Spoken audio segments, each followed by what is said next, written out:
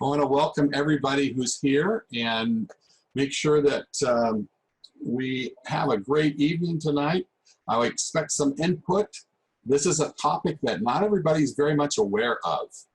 And I know that this was a topic that when I got on the body code and I saw this, I was like, what's a miasm? I have no idea what a miasm is. So I'm going to go ahead, I'm going to start sharing my screen. And first of all, we're going to make sure that everybody is muted. There we go. You see that?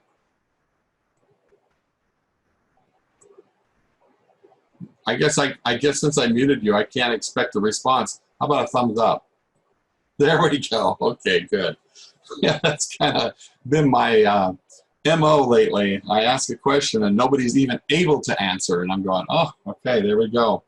So as I was doing this work with other people, and I discovered that miasms were a thing, it makes me dig deeper and deeper to try and figure out what the heck this really is. And it's an inherited disruptive energy. And I used to think that I was in a situation with a miasm because my dad died of heart disease. In fact, it's been 25 years now that I was literally standing next to him when he went down. We were up on a mountain and he was with us. We were going to do a birthday hike, I guess would be what you'd call it, for my brother Jim. And we decided that we were going to go up the mountain, and I got my brothers there, I got my son there, and this was back in 1994, and we were all excited about this. We got together. It was over on the Olympic Peninsula, and if you've ever been to the Olympic Peninsula, it's absolutely gorgeous with the Olympic Mountains. And we were going to go this little simple trail. My dad had had a heart attack a couple of years before, so we made sure that the only thing he had in his in his backpack was a sleeping bag. And we stopped and just had a great time Wednesday night. He had reported in. He was a bishop for our church, so he was reporting in. Everything was good. So we were just really excited to do this. Next morning, we took our time. Instead of like most guys to jump right out there, we took this picture. And I remember saying, oh, yeah, we better get a picture because you never know when we're going to be all together again. And what a fateful set of words that I said. And we stopped at the grocery store. We bought, must have been 50 pounds of meat, or $50 worth of meat. It wasn't 50 pounds. $50 worth of meat. We were going to hike up this place, 2-mile hike up a mountain though, and then stay at this campsite that was up there and then come back the next morning. That was the goal. And I remember we were all excited, and because of my dad's condition before, he's outdoor, he was a gardener, he had a greenhouse, he just was really active, but he had that issue. So we put the sleeping bag in his backpack and he was in the front. Probably my mistake was to put him in front because he was at a good pace. I was at the back trying to keep up. And I remember that as we got going about a mile up there, I said, hey, we better slow down. I was concerned about that. And so we all stopped, and he was standing there next to me 1 second, and the next second, boom, he was down. And I had been working in search and rescue quite a lot. And so I did mouth to mouth. I started immediately trying to get air into his system. And strange as it is, a father and a son were coming down the trail, and the son was a medical student. So he actually jumped right in there and did compressions. Now you gotta remember, this is 1994, and there are no cell phones really that he had at that particular time. And of course, then again, we were up on a mountain kind of. And so we sent my younger brother down the mountain a mile to get to the payphone in the parking lot. And in the meantime, we're doing all this work. And it took them, they got there as quick as they could, and they had a gurney with a wheel on it. And they came up and they said, stop, stop, stop, we'll take it from here. And they put him on the gurney. The guy was on it. In my mind, I thought, he's coming back. He's coming back. And when we got down there, I rode with him in the ambulance. And it was just, it was a shock to me to realize that he didn't come back. And I thought, wow, 1 minute he's standing there, the next minute he's down. And then I started doing some research, and well, I knew that my grandfather had passed away, his dad, of a heart issue. It could have been a heart attack or a stroke, same thing. And I'm thinking, and I found out that my great-grandfather died of a stroke or a heart attack, all about the same age. My dad was 62. I just turned 63 just last week. And so it was hitting home pretty hard there. And I thought, that's when I learned about miasms. And I thought, okay, so what did I just pass on to my son and my grandsons? Or I wanted to get off this merry-go-round is what I wanted to do. And that's when I started working with the body code, the emotion code, and recognizing the fact that these are energies that we needed to work with. Now, I thought I had inherited the heart problem. I thought that's what it was actually happening. And in reality, what you're inheriting is disruptive energy or weakness. Let's go ahead and let's move on to the next slide here. So what is a miasm in actuality? Miasm is a word that homeopaths use and have for many years. Samuel Hahnemann, I think I said the name right, was the one who really studied these things, and he came up with 3 main kinds of miasms. There's the skin or the Psora, the syphilitic, and the Sycosis. Now, I may be butchering those names, but I think I got them right. And they were named usually after a disease that was going on when this man was alive, which I believe was about 100 years ago. The big thing is here, most people have at least one, if not several, of these common miasms. And I thought, wow, is it just 3 of them? So I started doing my research on Google, trying to figure out how many kinds are there. And there's a lot. And we're going to talk about some of them here. So, miasm clarification, okay, what we're dealing with is an inherited predisposition towards physical and or mental illness or weaknesses.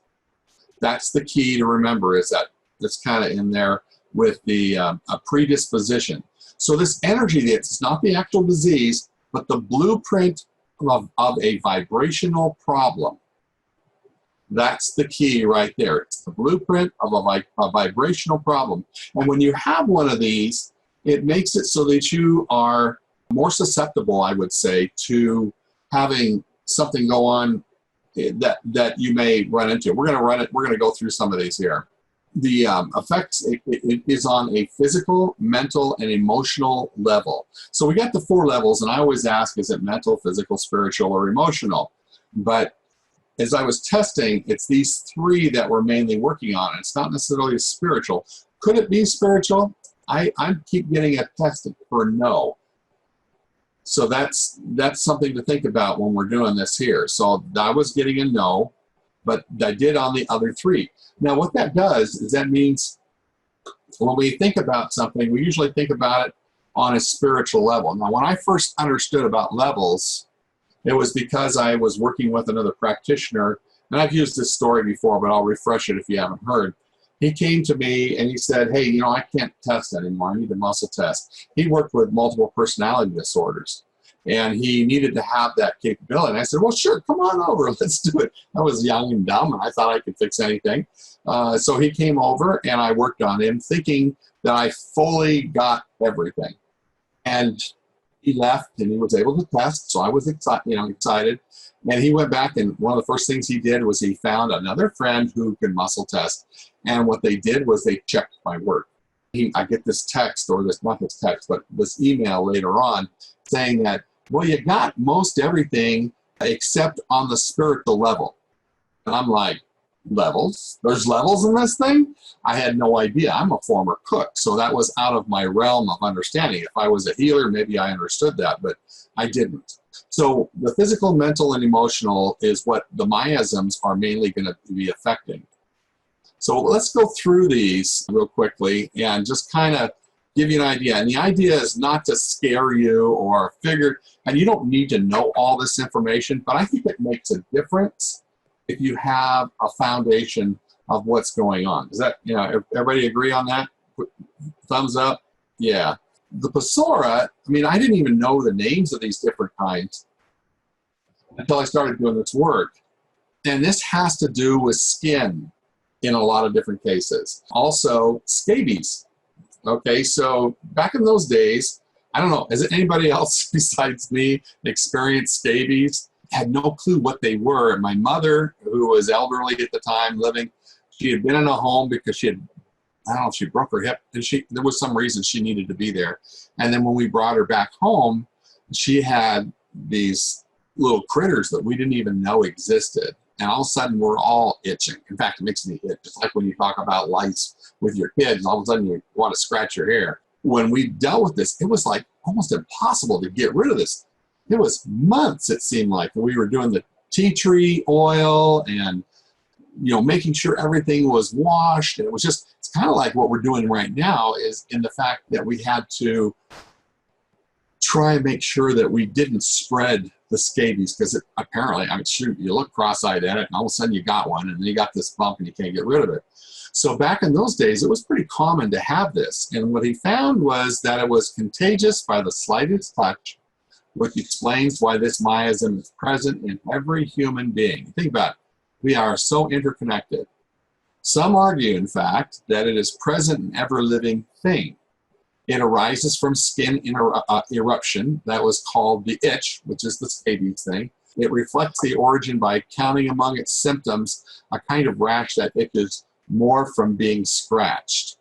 So there's all kinds of things that we're dealing with. Eczema, we're dealing with all kinds of skin issues. So now when you run into somebody who has a skin problem you can't figure out, maybe it pops into your head and it says, it could be a miasm. And it could be the Psora miasm, if you really needed to know. Quite frankly, I think we're good as long as we have the idea that these different ones are out there. Now, they say that this is the source of all of allergies and intolerances. I thought, wow. So this is, remember, this is the blueprint. Let's go back up here real quick so I can give you the, let's see, the blueprint of a vibrational problem. A disposition of weakness. So interestingly enough, it also affects you as anxiety, fear of poverty, obsession of not having enough. Me, for example, and I reread this a couple times. I thought maybe I was just off my rocker already, but you know, I like to have money in my wallet. I don't care if it's $5. I hide it away. I usually try and keep a $100 or $200 or even $300 in my wallet, folded up, stuck inside somewhere, so that just in case I can go buy a hamburger. I remember being so poor at some times in my life that, you know, the AM/PMs, I don't know if you all have them, but we had AM/PMs, and I could, for $1, I could go buy 2 hamburgers or 2 hot dogs. They were pretty cheap, but in those days, I was working out as an insurance agent. I just starting out. It was just a struggle. We had no money. And so even the fact that I'd go somewhere and not have money just really affected me. So for me, I feel more comfortable when I have something in there. And when I can upgrade it, I do it. But I thought, oh my gosh, I must have the Psora miasm. And sure enough, I test for it. And it says, yes, I got it. And is this something that still affects me? Yes. Is it something I'll ever get completely rid of? And it says, yeah, at this point, I don't believe I can, but I think you can do things about this. So look at the other one. Fear of poverty, obsession, avoiding a sense of lack. And we can approach this from a lot of different directions. I could work with a woman today. She has been working at that place for 14 years. I think it's 13 or 14 years. And it's a large corporation. She has a great job. Everybody loves her. But 47 of them got laid off today. That the situation and the system that we're living in right now with this virus thing. And so her company had to lay her off. Now, I don't think that job's ever coming back. In that situation, so she got a hold of me. She says, I need a session. We got to clear this. I need to be able to, she kept asking me, am I going to get another job? And I'm thinking, I'm not a fortune teller, but you know, I know that this person is really honest. She works hard, a great personality. She worked with, you know, a good job of helping to procure things with this company. And I said, well, this actually is an opportunity for you right now. you can figure out what it is that you really want to do and focus on. She's in her early 40s. Her life is still way ahead. You know, there could be anything that she could do.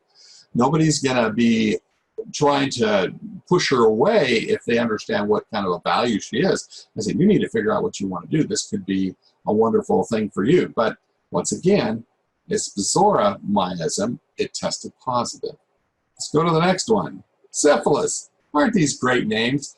They're named after the diseases that everybody had to deal with back in those days. So interestingly enough, this is inherited because people don't get syphilis as much as they used to back then. It was pretty common back then. It was the guys that got the syphilis. Well, this ties into, oh, did I not change that? I think syphilis, also the tuberculosis is in this one too. So I thought I changed all of these. Let's see if the next one comes up the same. Because there is one that I did for tuberculosis miasm. But I found that almost all of these are located in these three major ones. So I think this is in here. But you've got usually inherited, and its trait is being hidden. So syphilis, somebody would have syphilis, and they would be cured of it, and then, but yet it would still be inside as it's like herpes or something like that, where, you know, you get rid of you may not have the bumps and things, but you still have that predisposition for that. It never really goes away. Commonly affects, though, internal decay, sense of harboring that something is wrong. You know, it's just that feeling that, and I find this all the time with clients where they just feel like something's going to happen. They don't know what it is, but something's going to happen. And it's from this miasm that was inherited. So internal conflict, control, self-control, fighting for dominance over a damaged self. These are the people, and I said, these are those people, and I may be one myself, who has been fighting to try and make a difference. Now, I had a wonderful session with Carmen the other day. Carmen, their kindred, she found that I was punishing myself for something. And I thought, okay, this all makes sense, because there's been some things in my life. I lost my restaurant. I ruined the livelihood of a bunch of people who I owed money to. When I lost the restaurant, I lost everything. My mom lost part of her retirement. My brother lost his farm. All these things, and I felt like, and she was saying, no, you're punishing yourself. And it was a phenomenal session. She's great. So that was very revealing. But I thought, oh, maybe I got this syphilis miasm. And I'm testing. Do I have this one? Oh, maybe not now. Is it because of the session? It says yes. Maybe that was something that was able to help me with that. But that sense of danger lurking and hiding. Remember, hiding is the key. So this is an important thing to remember. She did such a phenomenal job for me the other day. That was really, it was an eye-opener. Everybody does it just a little bit differently, and I think that's important. Okay, so let's go to this next miasm here. Sycosis miasm, the theme of excess. So this is where, well, let's just read it here. It says expresses its excess inner energy in strong, sudden reactions and in the need for excitement and stimulations. These are your daredevils, you know, pretty much they're going to go out and the adrenaline seekers. Excitement and stimulation. The psychotic miasm has a strong sexual component that can be expressed in short-lived, anonymous encounters or in any other sexual expression of the need for stimulation and excitement. Okay, so commonly affecting your disposition to a particular complex of ailment. I was taking segments of this thing out here. Warts, moles, benign tumors, and other excess growths can arise from the action of psychosis as a fibrocystic breast disease and endometriosis. Sudden high fevers, ruptured eardrums, abdominal inflammations can result from the disordered inner energy attempt to find a release. So that's this energy trying to escape. So there's the three main ones that I just didn't know anything about those. Now let me take you back a step. I've got to promote her because just before we got this, I have a wonderful woman I work with, and her name is Tricia Cook. Now, if she watches it, she's going to turn blush on me probably. But she has a unique system that she uses to work with children of not necessarily disabled, but they are challenged in one way, Fragile X, autism, because she is a right-brained person, which most people are left-brained, and especially guys. She has a brother who's a neurosurgeon, but she is a right-brained person, and so she looks at things differently. And she has been able to track this down, and it's called RAS, and I was going to promote her a little bit here. She has, let me just bring this up real quick. If you went to myelbert, myelbert.com, this is the work that she does. She helps parents and teachers get better help with common learning and behavioral challenges with this program that she put together. And she actually tutors online and other ways to help you understand things. Well, up here, this is her picture here. I don't think we got a bigger one. But if you click on this spot right here, if you go to her website, it'll take you to her paper that she wrote. Now, the reason this is important, because this goes back even further than miasms. And it's what they call RAS, or RAS. She's, and there she's got that in here, but she explains it in this paper. Well, sometimes it goes over my head, but I think it's important that people understand that this goes right to the brain. And she goes through this thing and explains it. Epigenetics, there we go, I think that's it. And how the development, but then she goes down into the sections of the brain. She really is detailed in this, and when we were talking about it, I said, oh, that sounds like miasm. She says, I think miasms stem from the RAS system. And the RAS system connects to the vagus nerve system.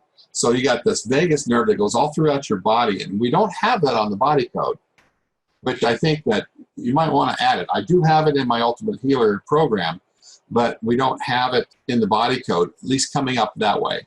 All this information here is really important, and sometimes you might test to see if the person that you're dealing with has a RAS issue that needs to be addressed. I think we can cover them, because you remember Dr. Nelson explained this to us, that we could make this as complicated or as simple as we want it. I think you need to remember that it is what it is for what you're doing. Everybody does it differently, and that's perfectly fine. For me, I like to know more. I like to know what's causing things, because sometimes I feel like the body feels more comfortable with showing me where we need to go, as long as we give it the opportunity to do it. And the only way it can do it is by coming to the people who know about these items, or these different opportunities. Here's the tuberculosis one here. It's very similar to the other one. Yeah, in fact, it's a hard time. Okay, so if somebody has had in your family, remember, this is not you getting tuberculosis. This is somebody in your family, and it's not the actual disease. It is the vibrational blueprint. Remember that we're having the issue. This means that someone back in your family actually had it and passed it on to one or more of their children, and it's a tubercular weakness or miasm. Tuberculosis itself is not an inheritable disease, but the miasm can be. These are some of the effects of a tuberculosis miasm, which I believe is under the Sycosis one. That's a hard time gaining weight, your osteoporosis, brittle bones, deficiency of calcium, and dairy food allergies. Imagine that. And it comes from this particular issue. I didn't know that. Let's see, let's move on to another one. Cancer miasm. Wow. When I saw this, I thought, wow, this is really interesting. This is the physical definition of cancer as the tumor or the cell is a hybrid between the psychosis and the syphilis, and emerges as cancer. So you got the hybrid, you got the miasms. So my guess is, and I'm testing this as I say this, it's true. Nah, it's not necessarily true. I was wondering if somebody got cancer, they would have both those miasms, and the answer is not necessarily. Do they always have the psychosis? No. Do they always have the syphilis? No. Interesting. Could it be a combination of other miasms? No. Is it a combination of these two? Yes. I don't know. I don't know what the deal is on this.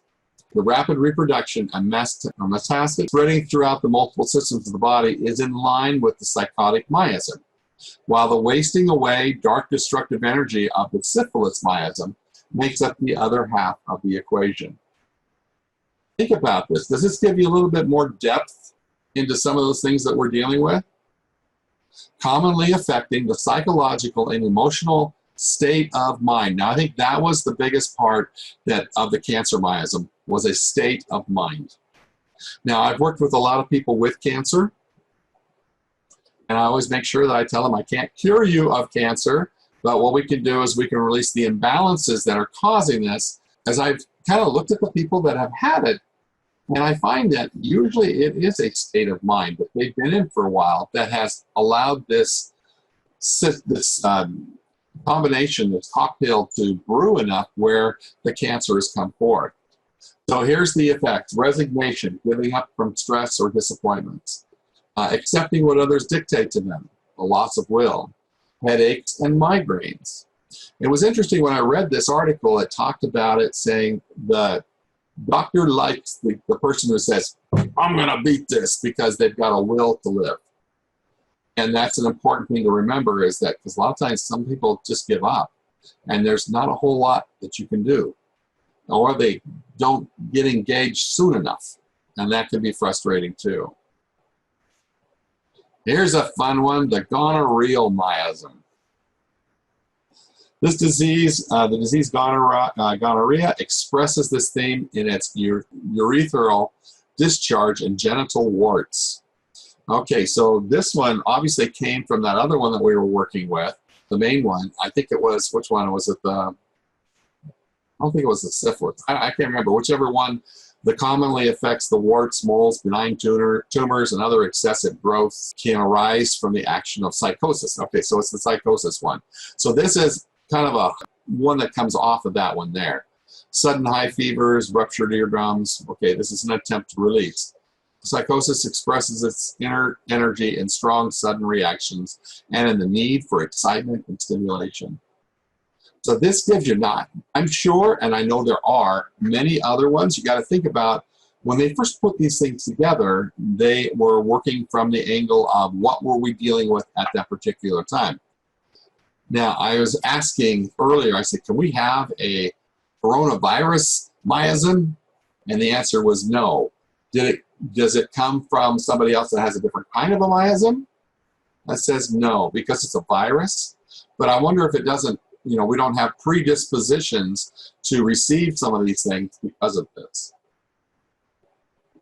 Now, I mentioned in my little article out there before that I sent out to everybody that I have a chart that I created to help work with miasms, because I was working with it and I was thinking, well, miasms, we were always told they were inherited health or disease energies.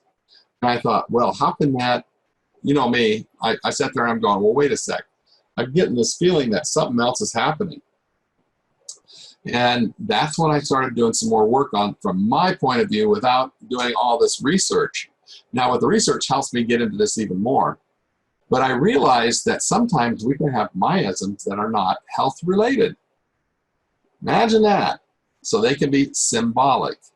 Now, I'm sure they will tie in somewhere if we were to create a chart from all this research. Remember, they said that it could affect you in different ways.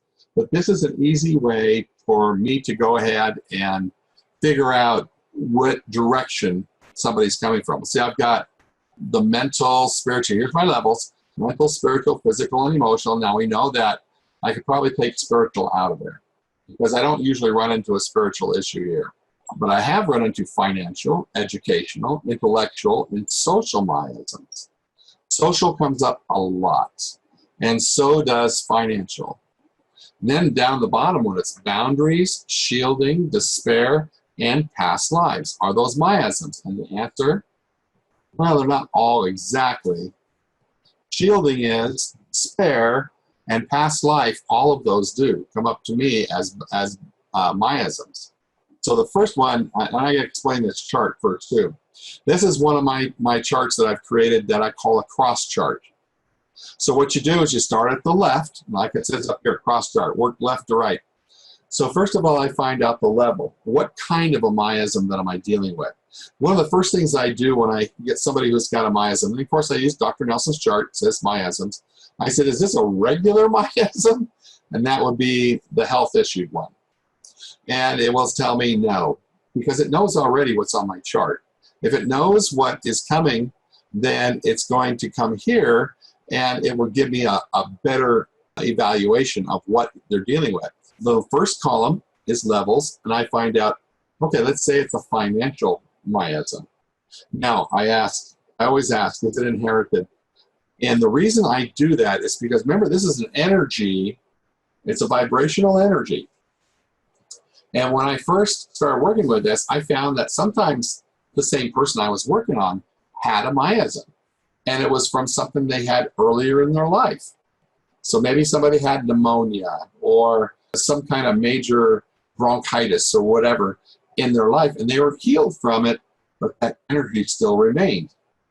So you could technically get this on your own as well as inherit it. Make sense? Okay, so we're dealing with this. You take the first one, and I figure out what it is. We can say it's financial. I said, you know, say that you got this from your father or a couple generations back. I said, we need to know the cause. And sometimes it says yes. And so we go down through, and I said, was it the first box, second box, third box? And a lot of times it will come up as the second box under stress. Or it might come up under heartache or loneliness or trauma. It gave me the cause. And then I said, I gave it 2 columns there in the last part. What part of my body does it affect? So it affects, and this tells me that usually it's a matter of coping. It could be weight. It could be wealth. It could be relationships. It gives me an idea that breaks out that miasm so I can look at it from a better point of view. Does that make sense? That's what that is. Over here, I just put levels. I've got this going on here. What parts? Now, this is the 5.5 parts of you that I use all the time. It can actually come from the consciousness, the subconscious, and then there's the ego, then there's the inner child, and then there's the keeper. And then the half part, when I say 5.5 parts of you, is the personality and the identity. So each one of those could be, this is set up so that you can get this information. Is this helpful for y'all? Okay, good. Let's unmute some people. You got some questions? What do you think we should be doing on this? So Tom, when you work with someone, do you ever go in and ask if they have a miasm, or do you wait for it to show up? I usually wait for it to show up. Now, in the situation, I had 2 different people today that one of them was really worried about money, and I thought, I just done this work. I just thought, man, does she have a miasm? And it said yes. And it was a miasm regarding money. And then the other person I was working with, she had a miasm. See, what was her miasm? It was a health issue, I think. So it really was, it was a skin issue. And how many times do we have somebody that says, I can't get rid of this eczema? And so if you've got something like that, one of these days, we'll put together a reverse chart that says, I have eczema. And we'll put it down. It could be this, this, this, and this. We have books that help us with a lot of that stuff, but that's something I've wanted to put together for a few years now, and I started, and there's just so much. It's just too hard to do that at the moment anyway, till I come up with a good way to do it.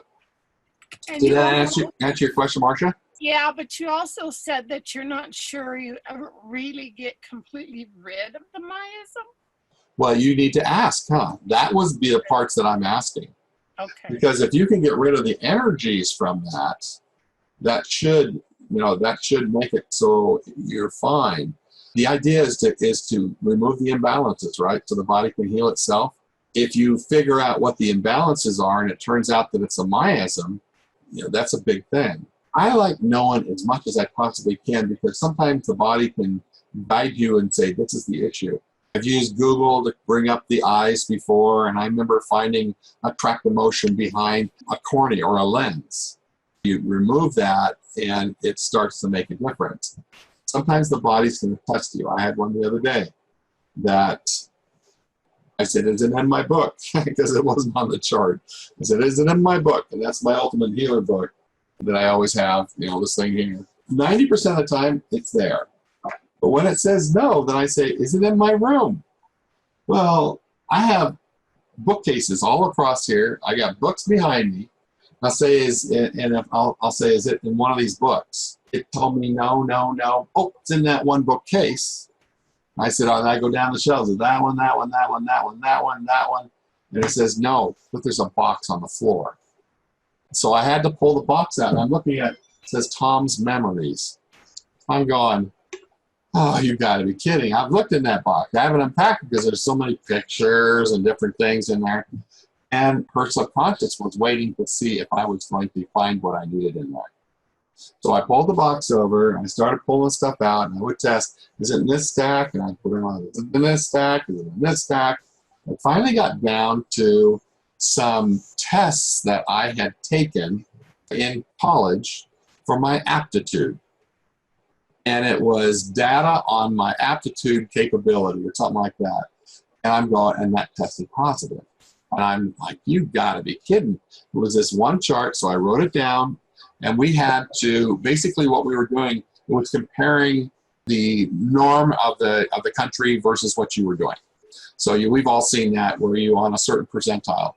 And it ended up for her that we were comparing her belief in a certain thing compared to reality. And we needed to look at it in that standpoint. And I'm like, oh my gosh, I mean, it made me work, but it took care of that issue. So that's the thing that I try and provide people with, enough charts to be able to do this. We'll talk about that in the next hour for those that want to hang around. What else do you got? Other questions? Tom? Yeah. Hey, this Linda. is Linda. I have a question. First of all, I've never heard of miasms. Uh-huh. So this is quite the education for me tonight, being a nutritionist. I've not ever had a client that had this. But the reason I'm bringing this up is, as you were speaking about the miasms related to skin, as you know, I have intolerances, and the biggest reaction that I have is skin irritation. And I was thinking about myself, because one of the topics you were talking about said it's like you have this itch you never satisfy from scratching. Right. And that's exactly what happens to me. It's one of those unbelievable itches that you literally can wake up during the night and you can be scratching yourself to the point of almost bleeding. And so I find this fascinating. And so my question to you is, how would you differentiate then, I guess unless you just ask, is this a skin irritation related to a food intolerance versus a miasm? Well, that was the interesting thing. And I was just looking here. I was listening to you as you were saying that, because I've got this one article that I'm going through, and she wrote 3 different articles, this woman. She is Anne Jerome Croce, C-R-O-C-E. She's a doctor, a research professor of American Studies in the Stetson. I'll just bring it up here. Let's just see it. One of the things she was talking about, and this Samuel Hahnemann, who was, I don't know if he was actually a doctor, but he worked with homeopathy, if I said that correctly. Yes. And that was what his specialty was. And he's the one that kind of put this all together. And as he was talking through that, in this particular, I looked in other ones also, when I looked up the miasms and what they were and how they broke them out, they deal a lot with food allergies. The predisposition of somebody not to be able to deal with some kind of food. Nutrition, I think, would be a big thing on this. And I don't know why. I was looking here to see if we could find it real quick. It breaks these main 3 down, but you're going to notice that there's a lot of stuff inside of that. Right. The Sycosis, the Syphilis, and then the one that we were talking about regular was this Psora one here. Right. Chronic diseases. So he wrote this book, The Chronic Diseases, and he talks about all the different miasms. I said it might be something interesting to delve into for what you do, and in fact, for any of us. Right. I will definitely look this guy up. Yeah, I think that will make a big difference. For example, when I first was working with prions, now I haven't done a class, I don't think, on prions, but prions, so when I was working with prions, I found that there was when you do the research, there's 3 different kinds of prions. And what it is, it's a mutated protein molecule.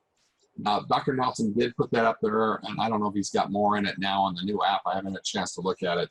But the doctors hate that thing, because what it is a template that's not even alive, gets introduced, and it causes this protein molecule to fold incorrectly, causing it to malfunction. So there's 2 different stages I found. Stage 1 is infected, and stage 2 is saturated or disease level. So we have these in there, and I kept thinking, gee whiz, it comes from tainted meat. And I'm going, or stress or something, and all of a sudden it tapped into my head. Tainted was the word. Mm-hmm. So tainted situations is usually what it comes up under now for me. And a tainted situation, I took it a step further, is something that is not something that's supposed to happen. Tainted means that, for example, you go into business with your best friend and you find out that they're embezzling from the company. Or you in high school and you got your boyfriend and you find out your best friend is trying to steal your boyfriend. Those are tainted situations that really shouldn't be, but happen. Something you can't put your finger on, or something that you haven't been able to express.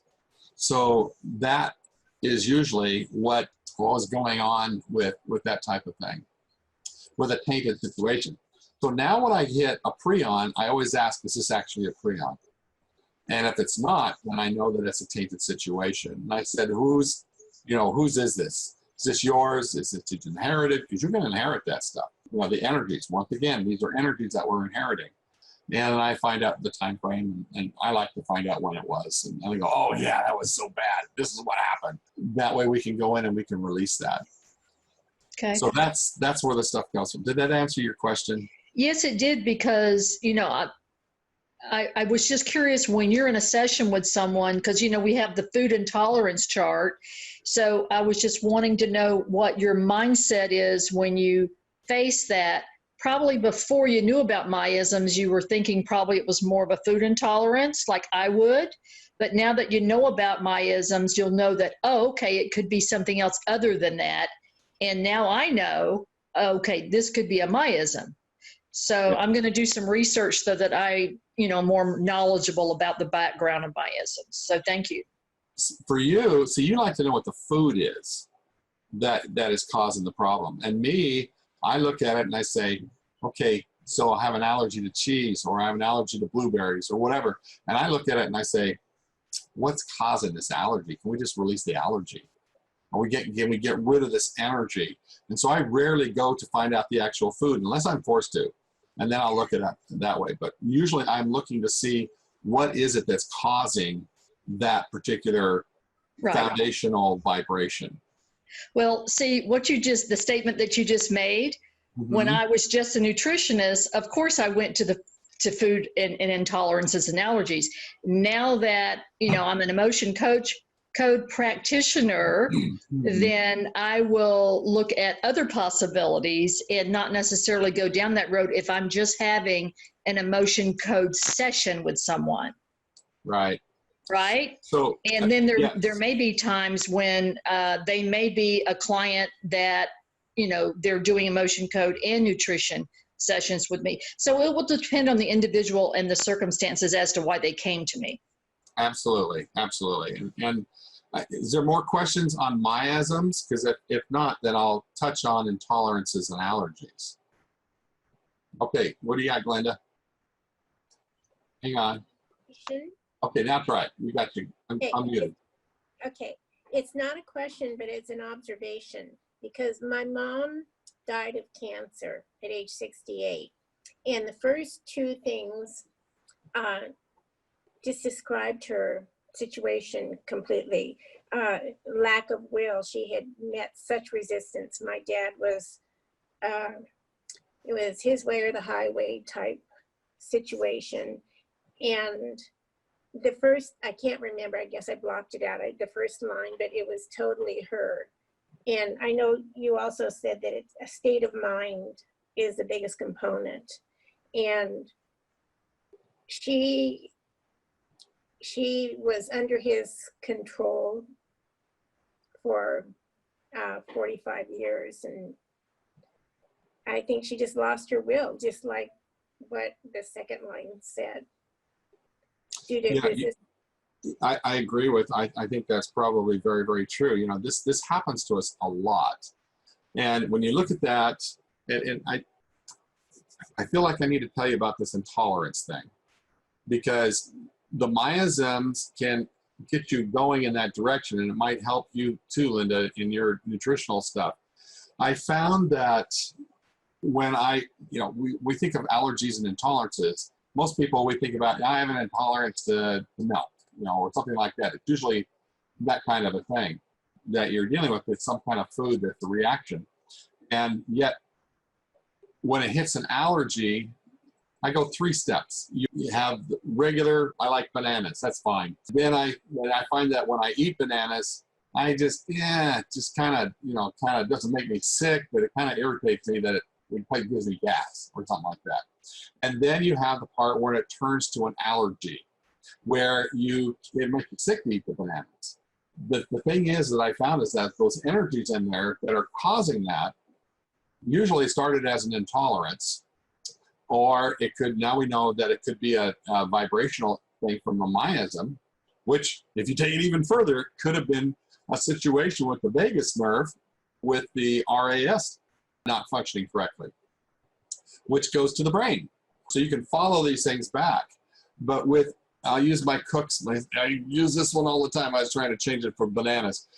I love shrimp. I love to eat shrimp. And what happens is that as a cook, many times you put together big caterings or whatever, and you might have, when I was working at the Davenport in Spokane, which is a big fancy hotel, we would do 200 to 300 people for a brunch, $50 brunch. They could come in and eat whatever they wanted. Well, of course, they want some prawns.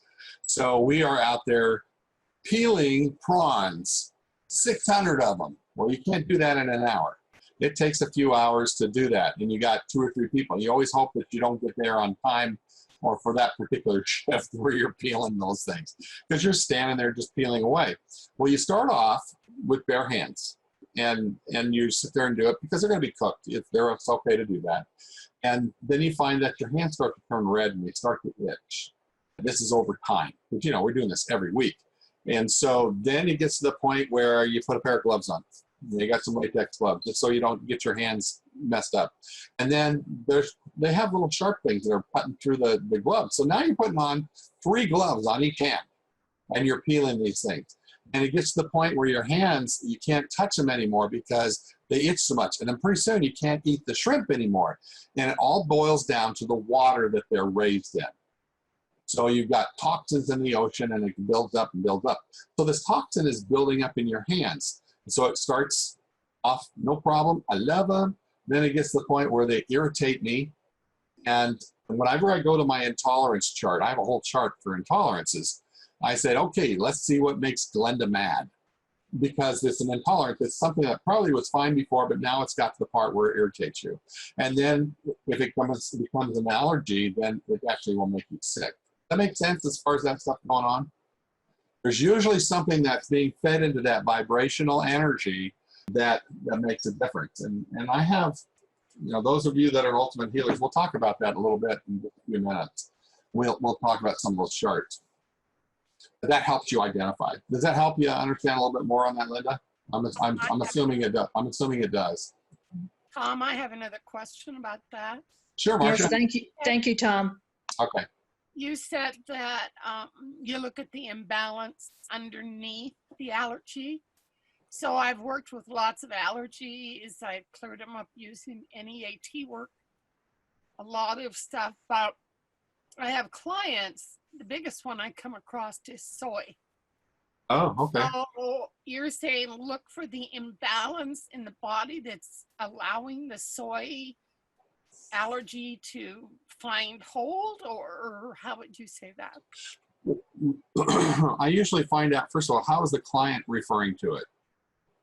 Because, we're working with the client. If they're I had a guy who wasn't soy, it was corn. And everything has got corn something. It's got either corn syrup, it's got anything that has to do with corn. He can't even go in a theater because of the corn smell. It's enough that it will, from popcorn, he can't handle that. So he has to be really, really careful about what is in the ingredients and stuff. And he had another one that was beef. Now, he couldn't eat beef. He would just throw up. He would get violently sick if he ate beef. Well, but we started on the beef one, and we worked on the beef, and we just released the energies that came up. Now, I think, once again, up above, God, the angels, whoever it is that's helping you on this work, they will make up the difference for what you don't know. So I was simply releasing the stuff that I found. This is before all my big charts. I released this stuff for his meat allergy, his beef allergy. And I always warn people, don't go out and necessarily gorge yourself on something that's going to make you sick from before, but he says, I feel much better. I feel really good. What does he do? First thing he does is go out and eat a hamburger, and he was fine. Converted him. And then something happened where he wouldn't let me do work on this corn.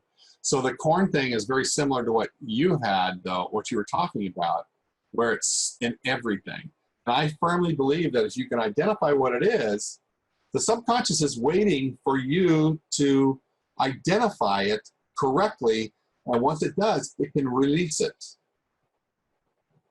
It's the subconscious. Remember, it's not us that's releasing. We ask, can I release this? And what is it that we're releasing? It's what the subconscious says, yes, it's now time, you can release this. Does that make sense, Marcia? Yes, thank you very much. You bet. Anything else? Another question? No, I got a question. Sure. Okay, I've been working with a client who, I don't think I'm breaking HIPAA here, who was No, we're all practitioners. That's the pretty much, so you're good. Sexually abused by a family member for years and years and years and years. She has various kinds of symptoms. One of them is that skin, disorder where if you scratch it or touch it, it will welt. Okay. And we're thinking that it has to do with these unprocessed emotions. And we know that it will eventually be released. But now I'm wondering if I should start looking at the Psora miasm. Test right now. See what you think. That's a yes. I got a yes also. So think about what we're dealing with, though. Okay, so we're going to take it back just a little bit because it doesn't matter. I'm going to do this anyway. I'll show you. Okay, so I'm going to share my screen, and I'm going to show you my intolerance chart, and there's a reason I'm doing that. Okay, so let's go down to the intolerance chart right here. Come on, there we go. I know this is a little small. Let me go to the slideshow and say from this current slide, let's see if we can make it bigger. Can you see that? Or is it still too small? It's small, but doable. Okay, so you'll notice on the right side, I've got my allergy chart. And most of these allergies are the normal stuff that people have, right? So you got seasonal, you got drugs, food, dermatitis, latex, asthma, seasonal, animal, anaphylactic, mold, and dust. And I've got them broken into different things. It just helps me locate the normal allergy stuff faster. But when it's not there and it's still an allergy, I swap over to the intolerance chart. Now the intolerance chart, let me just zoom in a little bit for you here. Where's that keyboard? Oh, here it is. Okay. Let me see if I can do this. Hold this down, zoom in. Okay, so let's go up to the top and try and slide this over. Well, you know that there are probably well, I think I have something there. Hang on a sec. I'm not getting the bars here let me just do this real quick. Well, here on the side, it says substance, emotion, food, place. So let's ask if one of these is the intolerance that your person is working on. That make sense? And I'm doing that for a reason. I got Tony up there. Oh, Susan. Susan, thank you, Susan. Yeah. So I apologize not remembering there. But so I think that this person you're working with, even though you're dealing with the sexual abuse and the skin issues, is there something on this intolerance chart that we're dealing with? And the answer is yes. So what we're doing now is we're looking and we're saying, is there a miasm involved? Yes, there is. Now, we've taken it back a step because we're adding the miasms. Is it the one we're talking about? Yes. Is there more than one miasm? Yes, actually there is. Is it one of the main three? Yes. Is it the syphilis one? No. The gonorrhea one? No. Is it the Psora? No. What was the other one? It was syphilis. Is that one of the other ones? Okay, like tuberculosis or one of those three? Yeah. Cancer? Ooh, she's actually got the Cancer Miasm. Okay, what? so what's that? What did you say? I said she's actually got the Cancer Miasm also. So you might look at, that's a combination of two things. So you might look and see, and here's the reason I say that. Remember what the cancer thing was? It was the state of mind. So we're looking at it we're taking the state of mind also that she's in. So these are things that you need to write down and work with. Is there something on this intolerance chart? And the answer is yes. Is that in column A, B, C, even, 2, 4? Okay, oh, interesting. The neighborhood is it's the snobbery. Okay, so let me zoom in a little bit here so you can see it. So it's this one right here. It says snobbery. Remember, these are the intolerances. This is what makes that person mad. And usually on a snobbery situation is she can't stand people who are snobs. It actually makes her mad. And the reason that you would remove an intolerance for this is because, quite frankly, she won't work anybody who acts like that. I don't know your client. I'm just telling you this is what's testing for her right now. She's in if this went further, probably, does it have to do with what happened to her in her life? Absolutely. Is this what part of the abuse? And the answer is yes. So somebody was always better than her or something like that she's dealing with. What's interesting is her father is a narcissistic personality. There you go. Is that the issue? And the answer is yes. So she has also this intolerance in there that's coming because of this vibrational energy that she's dealing with from these miasms. Is the miasm the root? And it says yes. So what I would do in that situation, it's not so much we release the snobbery if we need. Is there another one on here? Yeah. Is it one of the pages that we can see? Yeah. Is it on the first one, second one? Blue, white, top, that one, that one, that one. Major illness, dental, exercise. Oh, look at that. There's the naivety and innocent. Is it the naivety? Yes.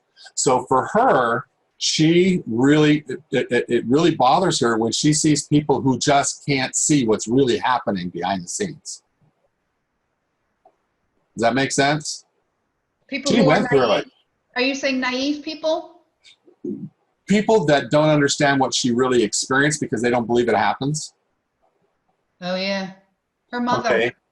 So that, and that's probably the issue right there. And it says test positive. Because I don't see it on this chart here. It's on the bottom. It's the straight down on the. Oh, I see. I see. Very, very, very. It's like half trucked up. Right on the bottom part there.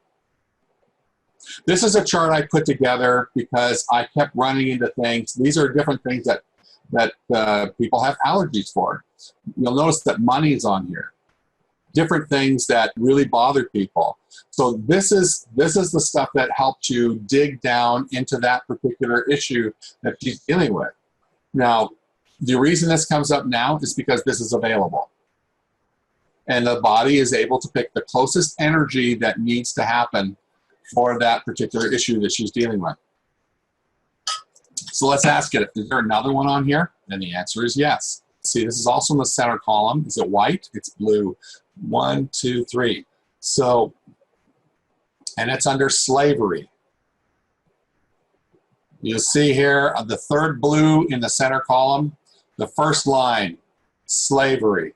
She had no choice. Right.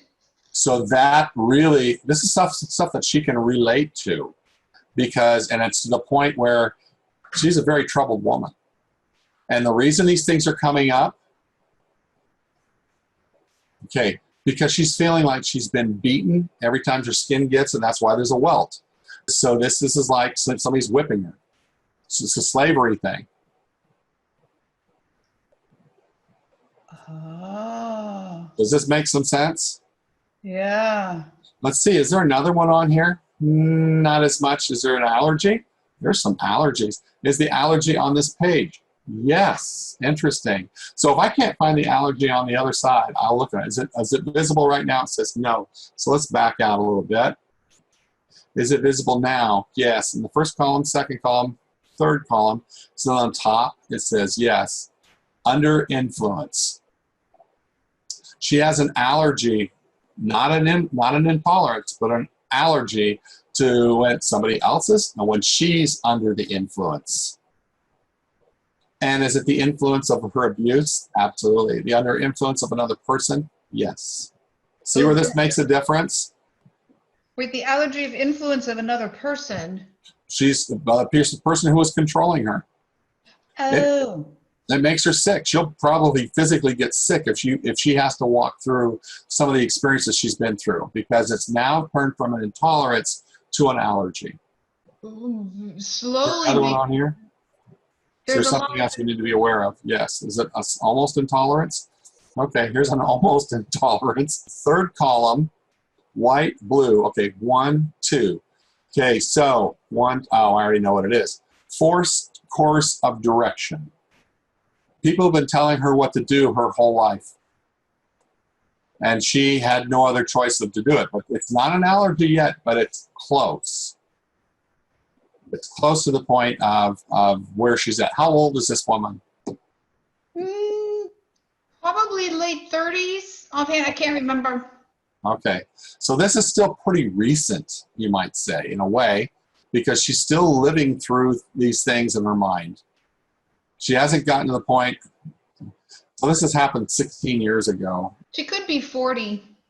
Yeah, well, it's been about 16 years since she's been out of this situation. Let's see. Hang on a sec. 16 years ago, that's 2004.